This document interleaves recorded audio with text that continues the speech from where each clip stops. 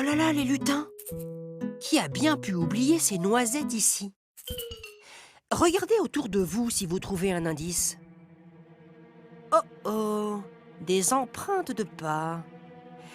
À qui peuvent-elles bien appartenir? Ah oui! Bonne idée de la mesurer avec ce ruban qui fait exactement 1 mètre. 1 mètre tout juste. Qui peut bien avoir des pieds qui mesurent 1 mètre? Le géant de la forêt, bien sûr!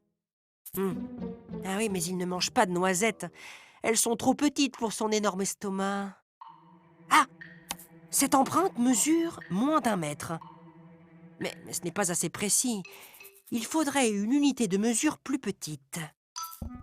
Oui, cette règle mesure toujours 1 mètre, mais elle est divisée en unités de décimètres et il y en a 10. 7 décimètres! C'est pile la pointure de Mariole le troll.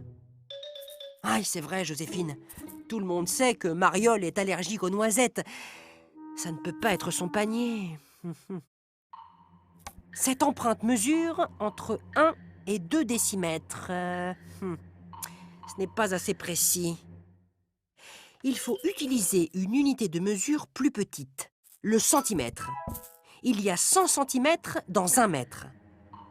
1 décimètre plus 2 centimètres, autrement dit, ça fait 12 centimètres.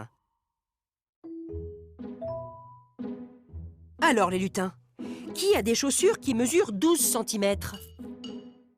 Ah oui, Dédé le farfadet.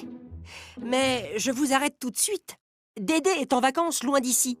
Il vient de m'envoyer une carte postale. Bien. Aucune de ces 3 empreintes n'appartient au propriétaire des noisettes. Le mystère s'épaissit. Mais ces empreintes sont toutes petites. Le centimètre ne va pas suffire. Bien vu, Joséphine.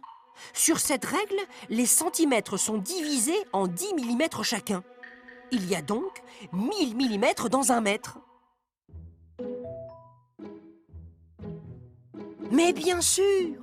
C'est l'empreinte de Panache, le plus petit écureuil de la forêt. Alors, les noisettes sont à lui? Ce serait assez logique. Il est distrait. Allez vite les lui rendre. C'est le roi des gâteaux aux noisettes.